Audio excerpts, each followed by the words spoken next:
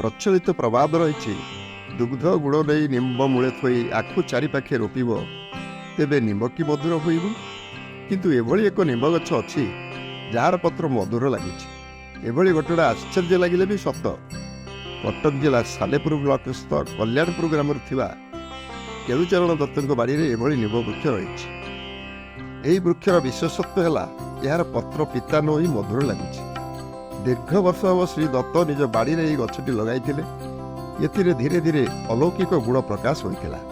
वृक्ष मूल नागसाप भ्रमण करने और निर्जन राति कीर्तन होबार शब्द अनुभूत होगा कथा अनुभवी प्रकाश कर। तेणु श्री दत्त यही वृक्ष मूल विधिवत भाव में पूजापाठ करते यही घटना चारिआडे प्रचारित होगा पर विभिन्न अंचल लोक मैंने यही वृक्ष को देखा आसवा सहित निजर मनस्कामना पूरण पर मानसिक रखी सफल होती। मोर अनुभूति जहाँ मुझे कहूँ कुलिया प्राक्ट करूँ दिने गला को चाबीटा दुकान चाबी औषध दुकान चाबीटा कुआड़े गला पाइली व्यक्ति व्यस्त हो पड़ी। सी स्थानीय लोक मैंने कहले आमर हाईस्कल पंडित को डाकिले सी कहीदेवे कौन चाबी मुझे कहली सी कौन कहे एमती जार हजे सी सब कहते आउ थाना फाना भल मत अच्छी कहीं परीक्षा कर वो परीक्षा कली कौन तुम डाकिले मत कहले गोटे फुलर ना कह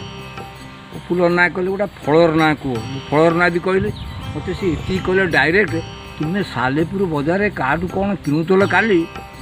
से दुकान छाड़ कहले हाँ गोटे कदली दुकान कदली किणुली आसिले आसिक सांगे सांगे से दुकान पहुँचले कदली मूल्य केते लेखा सी हठात मत चाबी कथा कहलनि सी हठात कहले तुम पा काली नहीं